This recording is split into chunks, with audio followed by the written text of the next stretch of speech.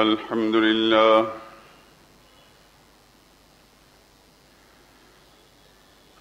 لله وكفى والسلام على عباده الذين اصطفى خصوصا على سيد الرسل وخاتم الأنبياء وعلى آله المجتبى وأصحابه الأتقياء.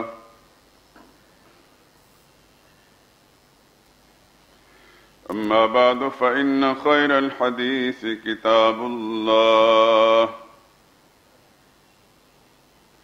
وخير الهدي هدي محمد صلى الله عليه وسلم وشر الأمور محدثاتها وكل محدثة بدعة وكل بدعة ضلالة وكل ضلالة في النار. أعوذ بالله من الشيطان الرجيم. بسم الله الرحمن الرحيم. قل إن كنتم تحبون الله فاتبعوني يحببكم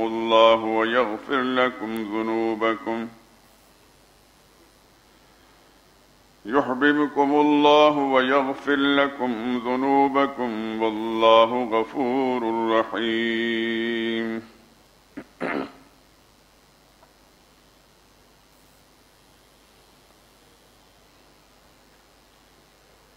اے پیغمبر لوگوں سے کہہ دیں کہ اگر تم اللہ کو دوست رکھتے ہو تو میری پیروی اختیار کرو، اللہ بھی تمہیں دوست رکھیں گے اور تمہارے گناہ معاف کر دیں گے، اور اللہ تو بخشنے والا مہربان ہے۔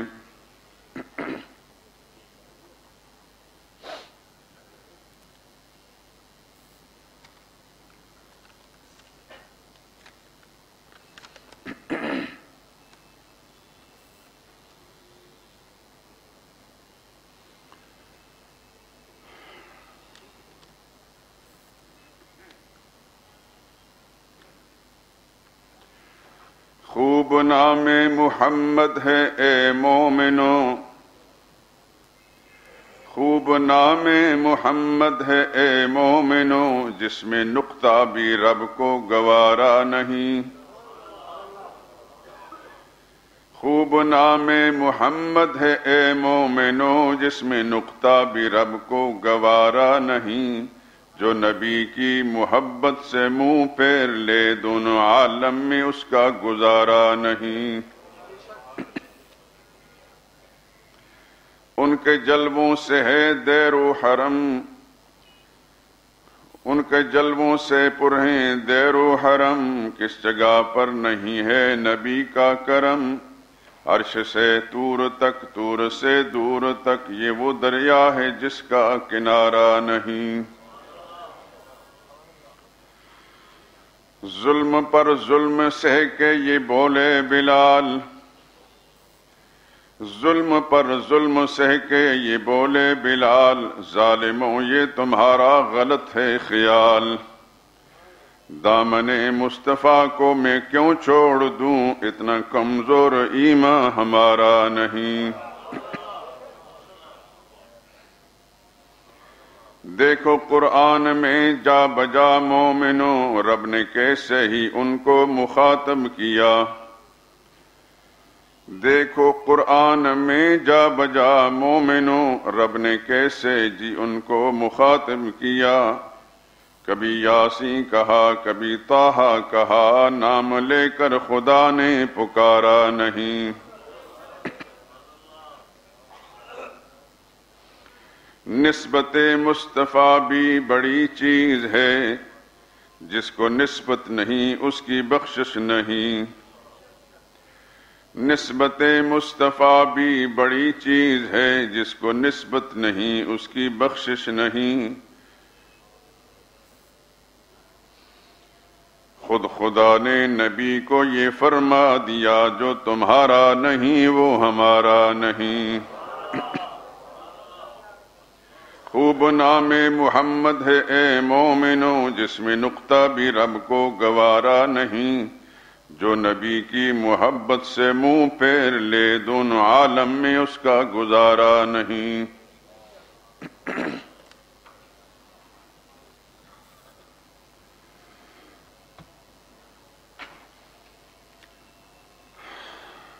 حضرات محترم، آپ کو یاد ہوگا کہ اس سال جب ربیع الاول کا مہینہ شروع ہوا تو اس وقت سے خطبات جمعہ میں سرور کائنات حضرت محمد مصطفیٰ صلی اللہ علیہ وسلم کی ذات مقدسہ اور آپ کی سیرت طیبہ اور آپ کے احوال، اس سے متعلق کچھ معروضات پیش کرتا چلا آیا ہوں۔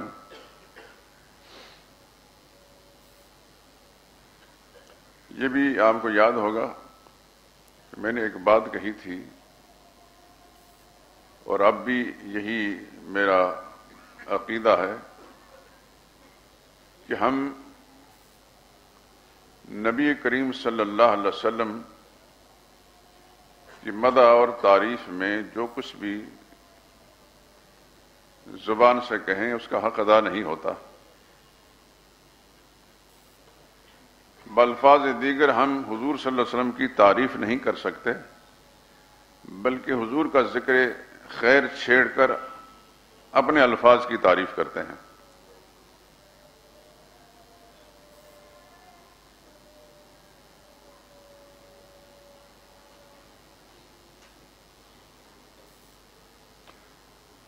سرور کائنات صلی اللہ علیہ وسلم کے ایک جلیل قدر صحابی ہیں اور شاعر بھی، حضرت حسان بن ثابت رضی اللہ تعالی عنہ۔ انہوں نے اپنی ساری شاعری سے نہ صرف یہ کہ رسول اللہ صلی اللہ علیہ وسلم کی مدح اور تعریف و منقبت بیان کی، بلکہ اس زمانے کے جتنے بھی مشرک شاعر حضور صلی اللہ علیہ وسلم کی حجو اور بدگوئی کیا کرتے تھے، انہوں نے اپنے شاعری کو اس کے دفاع میں استعمال کیا۔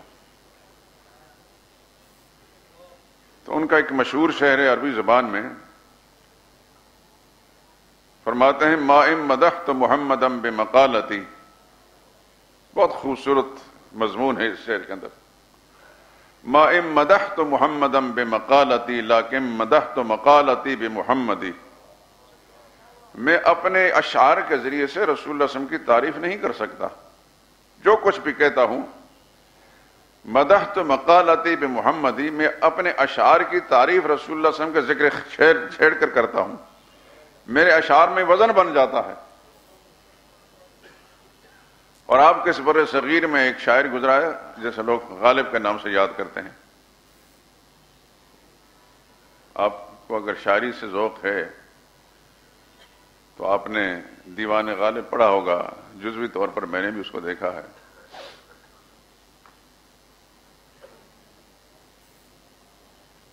تو وہ کہتے ہیں غالب ثنائے خواجہ بیزاں گذاشتیم۔ کسی نے پوچھا ہوگا کہ آپ نے اتنی زبردست شاعری کی ہے، اور واقعتاً وہ اتنا بڑا شاعر تھا کہ اگر جذبات سے ہٹ کر بات کی جائے تو وہ علامہ اقبال سے بڑا شاعر تھا۔ علامہ اقبال کی شاعری کے اندر چونکہ امت مسلمہ کی خیر اور بھلائی موجود ہے، اس واسطے ان کو ایک مقام مل گیا۔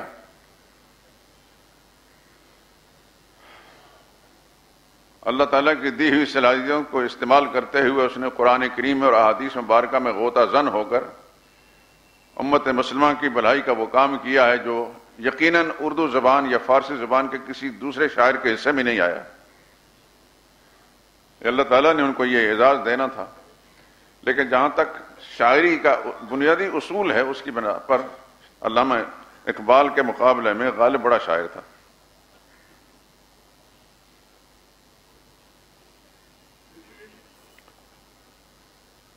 لیکن ان سے جب یہ کہا گیا کہ آپ اتنے بڑے شاعر ہیں اور اتنے غزلیں آپ نے کہیں اور اشعار کہے، رسول اللہ صلی اللہ علیہ وسلم کی شان میں بھی کچھ کہہ دیتے، تو اس نے ایک ہی شعر کہا، غالب ثنائے خواجہ بیزداں گذاشتے ہیں۔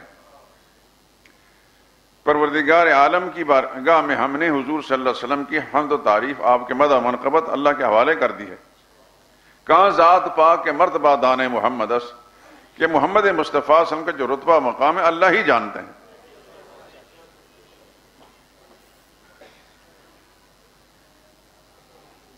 ایک اور اللہ کے ولی گزرے ہیں، مرزا مظہر جانا رحمۃ اللہ تعالی علیہ، یہ شاہ ولی اللہ کے دور میں گزرے ہیں،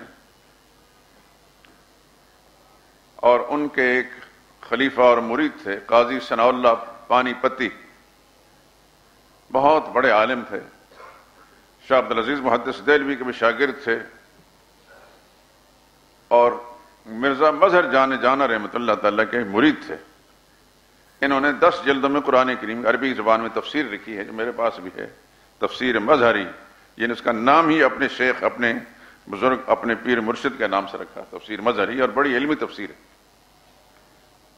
ہمارے پاکستان میں ماضی قریب کے اندر جن مفسرین نے تفسیریں لکھی ہیں، خصوصاً مفتی اعظم پاکستان مفتی محمد شفیع صاحب کراچی والے، مولانا تقی عثمانی کے والد گرامی، بہت بڑے انسان تھے، دارالعلوم دیوبند کے بھی صدر مفتی رہے، پھر پاکستان کے مفتی اعظم رہے۔ انہوں نے جو تفسیر معارف القرآن لکھی 8 جلدوں کے اندر، اس میں جا بجا تفسیر مظہری سے استفادہ کیا، فقی مسائل خاص طور پر تفسیر مظہری سے لیے ہیں، اور تفسیر قرطبی سے۔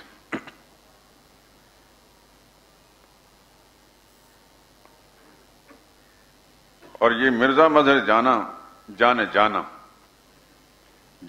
کی وجہ تو مجھے معلوم نہیں، مظہر ان کا نام تھا۔ یہ ایک ایسے بزرگ گزرے ہیں کہ میں اپنی معلومات کی حد تک، میری تو ناقص معلومات ہیں، اس بر صغیر میں اتنا نفیس انسان کوئی نہیں گزرا۔ یعنی نفاست کا یہ عالم تھا کہ اپنے گھر کے صحن میں کہیں ایک تنکا بھی پڑا ہوا نظر آتا تھا تو سر پکڑ کر بیٹھ جاتے تھے، میرے سر میں درد ہو گیا۔ اب آج کے لوگوں کی زبان میں تو لوگ کہیں گے یہ بڑا نخرے باز آدمی ہے، یہ نخرہ نہیں تھا، یہ ان کی نفاست طبعی تھی۔ وہ اللہ کے ولی تھے، بہت بڑے ولی۔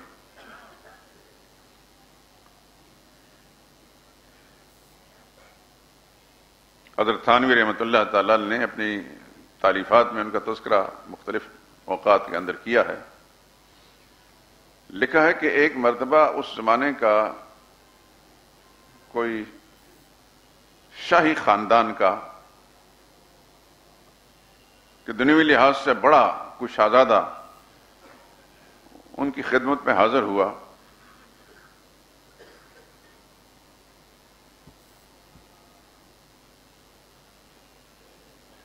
یہ اللہ کے جو نیک بندے ہیں ہر زمانے میں ان کی مقبولیت رہی ہے۔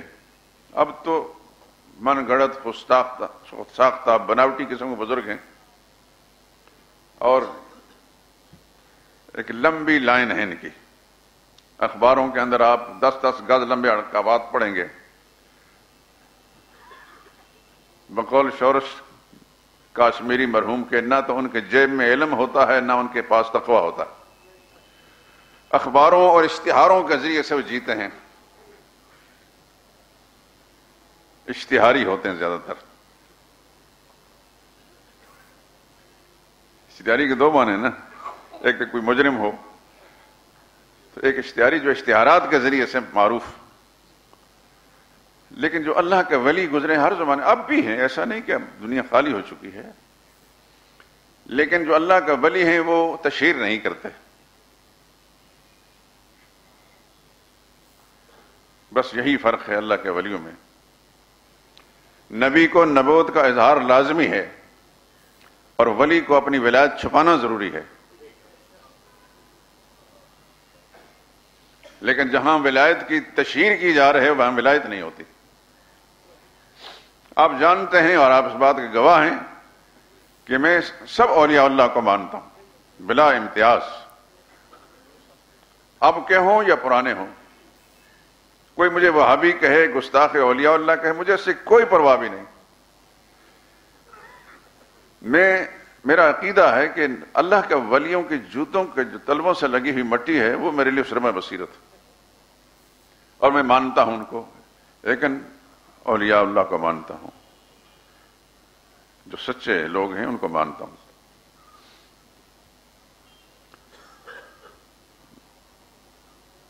آپ سچے نبی کو مانتے ہیں، جعلی نبی کو نہیں مانتے۔ مرزا قادیانی کے ساتھ آپ کو کوئی جائیداد کا جھگڑا تو نہیں تھا، کوئی جھگڑا بھی نہیں تھا، سوائے اس کے کوئی چونکہ جعلی نبی تھا اس واسطے مسلمان اس کو نہیں مانتے۔ تو میں ایک جملہ اور کہتا ہوں، میں جعلی ولی کو بھی نہیں مانتا، جو مانتا رہے، مجھے اس سے کیا غرض؟ میں نے اولیاء اللہ دیکھے ہیں الحمدللہ۔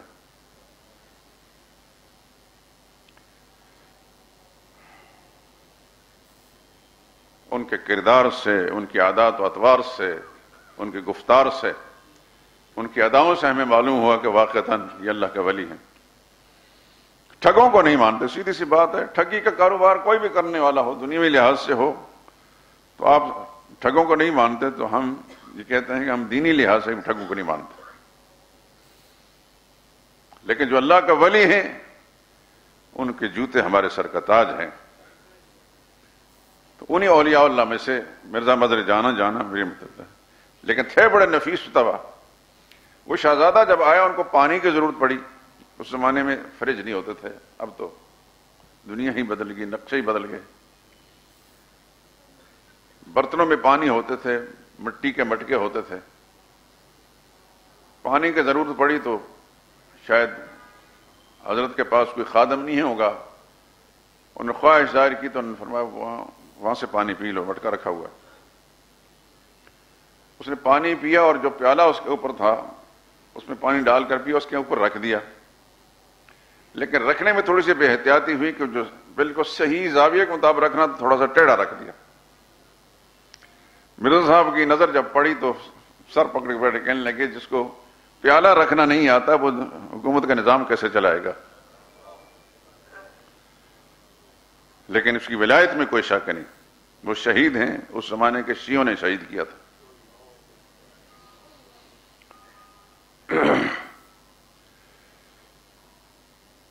تو فرماتے ہیں خدا در انتظار حمد مانیست۔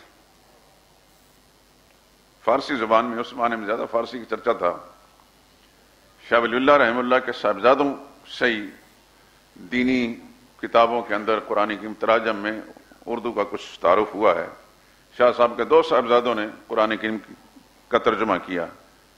بڑے صاحبزادے یعنی شاہ عبدالعزیز سے چھوٹے شاہ رفیع الدین، انہوں نے لفظی ترجمہ لکھا تحت اللفظ، اور ان سے چھوٹے جو شاہ عبدالقادر، انہوں نے بامحاورہ ترجمہ لکھا۔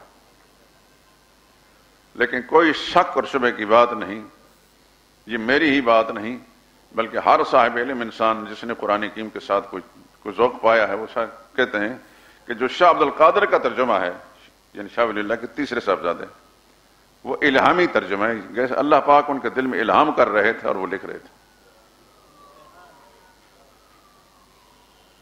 صرف فرق یہ ہے کہ 300-400 سال پرانی زبان ہے اردو، تو اس زمانے میں اردو کے جو الفاظ یا محاورات تھے وہ اس زمانے میں متروک ہو چکے ہیں، لیکن وہ ہر حال اس میں کوئی شک اور شبہ کی بات نہیں کہ قرآن کا طالب علم اور اردو سے بھی کچھ اس کو شدھ بدھ ہو تو وہ سمجھتا ہے کہ شاہ صاحب کا جو ترجمہ ہے اس کی کوئی نظیر بھی نہیں۔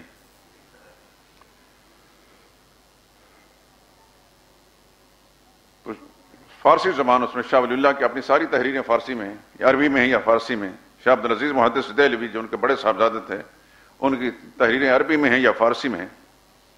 تو خواجہ صاحب رحمۃ اللہ تعالی علیہ، مرزا مظہر جانا، انہوں نے فارسی کے اندر کچھ کلام کیا ہے، 2-4 جملے اس کے مجھے یاد ہیں۔ خدا در انتظار حمد مانیست، یعنی اللہ تعالیٰ ہماری حمد و ثنا کے منتظر نہیں ہے کہ ہم اللہ کی حمد کریں گے تو اللہ کی عظمت جو ہے اس میں اضافہ ہوگا، اور نہیں کریں گے کچھ نہیں ہوگا۔ اللہ کو کیا پرواہ ہے ہماری؟ خدا در انتظار حمد مانیست، محمد چشم بر راہ ثنا نیست، اور محمد مصطفیٰ صلی اللہ علیہ وسلم بھی محتاج نہیں ہماری ہم تعریفوں کے۔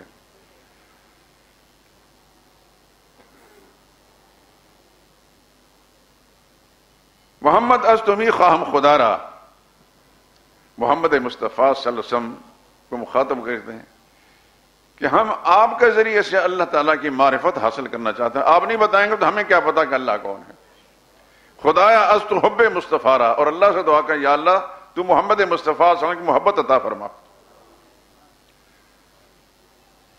یہ اشعار جو میں نے پڑھے ہیں کسی نفیس طبع سلیم الفطرت شاعر کے اشعار ہیں، اور میں ہر جمعے میں مختلف شاعروں کے کلام آپ کو سناتا ہوں.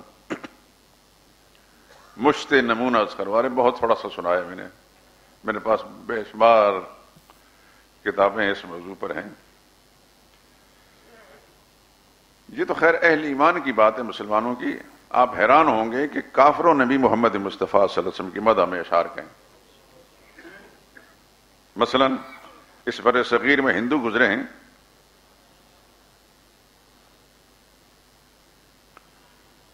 ہری چند اختر ایک ہندو شاعر گزرا ہے. وہ کہتا ہے کس نے ذروں کو اٹھایا اور صحرا کر دیا، کس نے ذروں کو اٹھایا اور صحرا کر دیا، کس نے قطروں کو ملایا اور دریا کر دیا. زندہ ہو جاتے ہیں جو مرتے ہیں ان کے نام پر، زندہ ہو جاتے ہیں جو مرتے ہیں ان کے نام پر. اللہ اللہ موت کو کس نے مسیحا کر دیا. ایک ہندو ہے لیکن حضور صلی اللہ علیہ وسلم کی شان ایسے انداز سے بیان کرتا ہے. کس کی حکمت نے یتیموں کو کیا در یتیم، اور غلاموں کو زمانے بھر کا مولا کر دیا. آدمیت کا غرض ساما مہیا کر دیا، ایک عرب نے آدمی کا بول بالا کر دیا.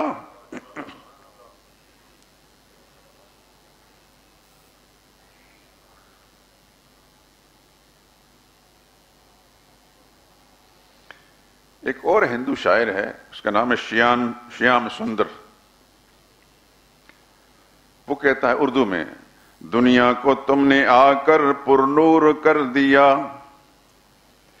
دنیا کو تم نے آ کر پر نور کر دیا، اور ظلمتوں کو یکسر کافور کر دیا. پیغام حق سنا کر مسرور کر دیا، وحدت کی میں پلا کر مخمور کر دیا. وحدت سمجھتے نا، یہ اللہ کی توحید، یعنی توحید کا سبق ایسا پڑھایا کہ سب کے سب توحید کا نشے میں ایسے مبتلا ہوئے کہ دنیا کو بھول کر صرف اللہ ہی یاد رہا. شاعری کی زبان ہے نا. پیغام حق سنا کر مسرور کر دیا، وحدت کی میں پلا کر مخمور کر دیا. پھر دیکھیے اپنے جذبات اس کے. ایک بار تو دیار یثرب کو دیکھ لیتا، ایک اس کی حسرت ہے. ایک بار تو دیار یثرب کو دیکھ لیتا، پابندی جہاں نے مجبور کر دیا. یعنی کافر کو وہاں داخلہ ممنوع ہے. اب یہ سوال ضرور اٹھے کہ مسلمان کیوں نہیں ہوا. ساری دنیا مسلمان ہونے کے لیے تیار بیٹھی ہے، صرف ہمیں دیکھ کر پیچھے ہٹ جاتے ہیں. اسلام میں کوئی خامی نہیں، پیغمبر اسلام میں کوئی خامی نہیں، صرف مسلمان کہلانے والوں کے کردار کو دیکھ کر سارے لوگ پیچھے ہٹ جاتے ہیں. ایک اور شاعر ہے پنڈت امرت چند قیس جالندری. وہ کہتا ہے بچشم ضیا از جمال محمد، کہتے ہیں رسول اللہ کی خوبصورتی کی وجہ سے میری آنکھوں میں روشنی ہے. بچشمم ضیا از جمال محمد، بقلبم غنا از خیال محمد.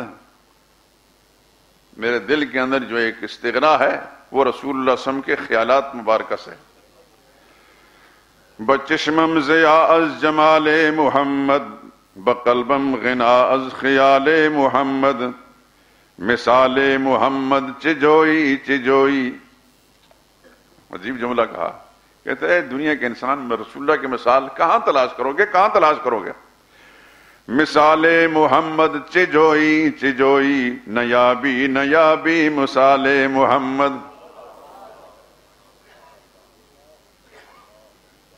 ایک اور شاعر ہے پنڈت بال مکند عرش ملی ثانی، نام بھی عجیب ہوتا ہے ان کے، لیکن ہمیں تو ان کے ساتھ لگاؤ اس لیے کہ ہمارے آقا حضرت محمد مصطفیٰ صلی اللہ علیہ وسلم کی مدح اور تعریف کی۔ کہتا ہے رخ مصطفیٰ کا جمال اللہ اللہ، رخ مصطفیٰ کا جمال اللہ اللہ، زبان محمد کا حسن مقال اللہ اللہ، اتر آئے عرش و کرسی کے جلوے نبوت کا اوج کمال اللہ اللہ۔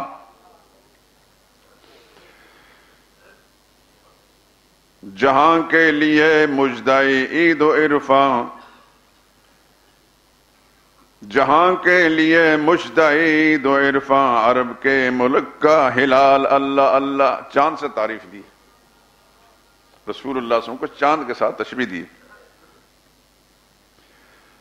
جہاں کے لیے مجدائی عید و عرفاں، عرب کے فلک کا ہلال اللہ اللہ، جہالت کی ظلمت ہر دل سے بھاگی، یہ تنویر شمع خیال اللہ اللہ۔